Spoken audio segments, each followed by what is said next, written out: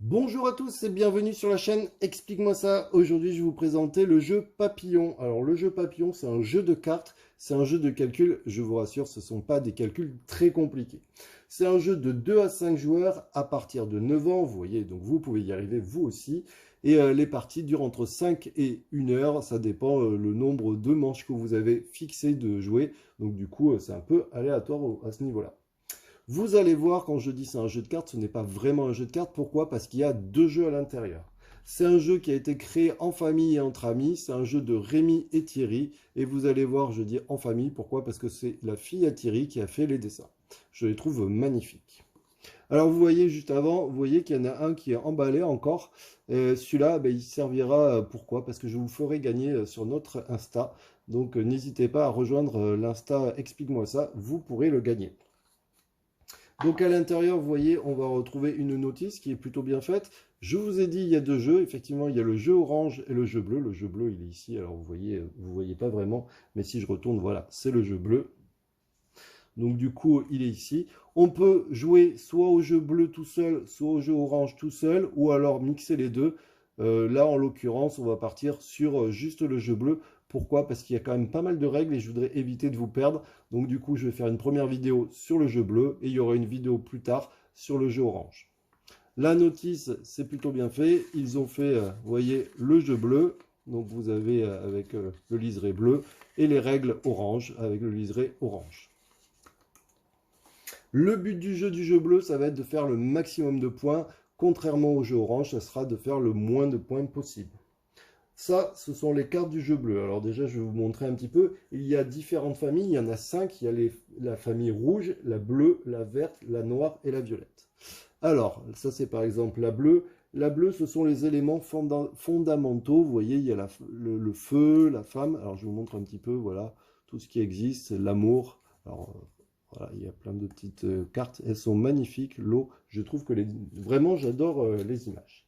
Ensuite, on a par exemple les vertes. Les vertes, ce sont les formes géométriques. Donc, on a le dé. Vous voyez, on a le Thor. On a le système solaire. On a ensuite, par exemple, les grises ou les noires. Ce sont tout ce qui est serpent. Donc, vous voyez, alors, je ne vais pas tous vous les faire, mais c'est pour vous montrer un petit peu. On a aussi, celle que je n'ai pas dit, le rouge. Ce sont les grandes découvertes. Vous voyez, le temps, l'atome, la robotique. Et nous avons aussi la famille des violettes, ce sont les atouts. Alors, ce n'est pas des atouts qui vont permettre de couper, mais en fait, ce sont plutôt des cartes bonus. Elles ont des pouvoirs un petit peu spéciaux. Nous avons ici, et ça c'est pour ça que je vous le montre, nous avons ici une carte d'aide de jeu qui est vraiment très bien faite. Elle va vous expliquer comment on va distribuer, elle va vous expliquer aussi la valeur des cartes. Vous voyez déjà que toutes les cartes violettes rapporteront 10 points de victoire. Il y a aussi les cartes numéro 3, tous les 3 rapporteront 10 points de victoire. Et vous avez aussi le dragon qui est ici. Donc c'est une grise serpent et celle-là vous rapportera 10 points de victoire si vous l'avez récupéré dans vos plis. Vous aurez aussi ici, vous voyez, si vous arrivez à récupérer le yin et le yang dans vos mains, dans vos plis, ça vous rapportera 30 points. Si vous en avez qu'un, donc du coup, ben, ça sera que 10 points. Vous avez aussi le chat. Le chat, il s'appelle José Lapoisse. Pourquoi? Parce que c'est un chat noir. Lui, il va vous rapporter soit 30 points si vous l'avez attrapé volontairement, et si vous ne l'avez pas attrapé volontairement, il vous enlèvera des points. Donc du coup, il faut essayer de l'attraper volontairement. Ensuite, nous avons des cartes qui ont des pouvoirs. Alors vous voyez, ceux-là n'ont pas vraiment de pouvoir, elles rapporteront des points. Vous voyez, ça peut être divisé ou multiplié. Ça, c'est une soustraction. Celle-ci, elle vous permet, la chrysalide, de changer le sens du jeu. Vous avez une petite flèche. Alors à deux, il y a peu d'intérêt de changer le sens du jeu, mais par contre, quand on est plusieurs, vous voyez, ça va changer le sens. Vous pouvez vous en rappeler en retournant cette petite carte. Vous avez le couteau suisse. Et le couteau suisse, vous voyez, il n'a pas de valeur. Effectivement, le couteau suisse, lui, il va pouvoir prendre la valeur de 0 à 11. Donc si jamais vous devez récupérer par exemple un 5, vous pouvez décider que c'est un 5 et du coup vous allez pouvoir récupérer le 5. Mais j'y reviendrai pour vous montrer comment on récupère des cartes. Vous avez aussi le papillon. Cela va permettre de ramasser toutes les cartes qui seront sur le tapis. Au moment où vous la jouez, vous récupérez toutes les cartes sur le tapis. Et c'est là où il faut faire attention avec le chat noir, parce que s'il y a le chat noir qui est sur le tapis et que vous jouez ça, bah, du coup, vous ne la récupérez pas vraiment volontairement. Donc, du coup, ça vous fera des points négatifs. Voilà comment on peut avoir des points négatifs. Alors, on va expliquer comment on joue. C'est très simple. On va au début, vous voyez ici, on va distribuer des cartes. Alors là, on est 2 joueurs, donc du coup, il y aura 4 tours. On donnera à chacun 7 cartes et on mettra 2 cartes sur la table de façon visible. Alors, je vais juste préparer le jeu pour éviter que ça soit trop long. Donc là, je viens de distribuer. On est 2 joueurs, donc vous voyez, j'ai mis nombre de cartes en main. J'ai distribué 7 cartes à chaque joueur et j'en ai retourné 2. Vous voyez qu'en fonction du nombre de joueurs, il peut y avoir plus ou moins de cartes sur la table, mais vous allez voir malgré tout que parfois il y en a même beaucoup plus. Donc du coup, comment ça se passe maintenant pour faire des plis? Alors pour faire des plis, il y a 3 façons possibles. Soit on a la même valeur que la carte qui est affichée ici. Par exemple, vous voyez, j'ai un 6, il y a un 6, et je dis 6 et je récupère un 6. Voilà, ça c'est la façon la plus simple. La deuxième façon, c'est de se dire que l'addition est toujours automatique dans le papillon. Donc par exemple, il y a un 6 et il y a un 2. 6 plus 2 égale 8. Est-ce que j'ai un 8 dans mon jeu? Oui. Pardon. J'ai un 8 dans mon jeu. Donc du coup, je dis que 6 plus 2 égale 8. J'ai un 8. Et du coup, ça me permet de récupérer ces 3 cartes. Ces 3 cartes vont ici au niveau de mon pli. Ils nous permettront de compter les points à la fin.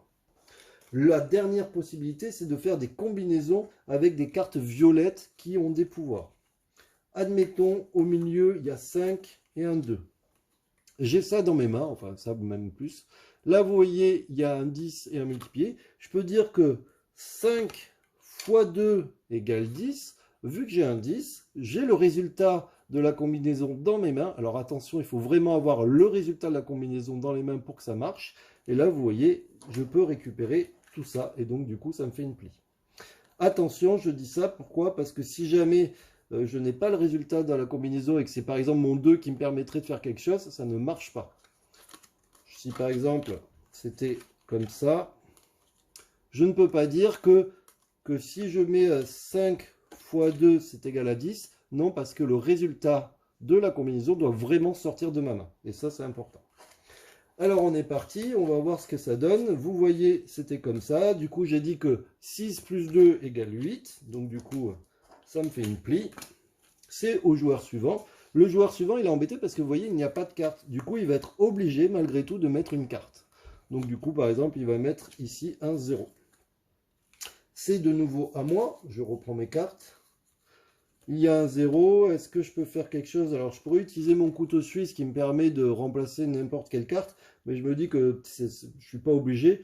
Donc du coup je vais dire, tiens, je change de sens. Je change de sens, on retourne ça. Bon, bien sûr, comme je vous ai expliqué, à 2, ça ne change pas grand-chose. Et du coup je peux la récupérer aussitôt dans mes plis. Et bien oui, ça vaut 10 points, donc c'est quand même intéressant.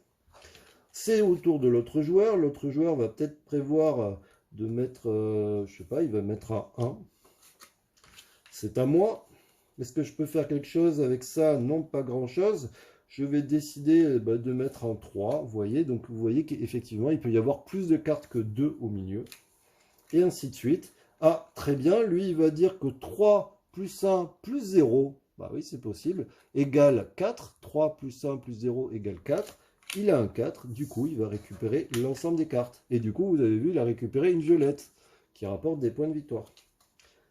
Son tour est fini, et ainsi de suite. Donc vous avez compris, ça va se passer comme ça. Là, il n'y avait pas de carte, donc je suis obligé de poser ça. Là, c'est à lui.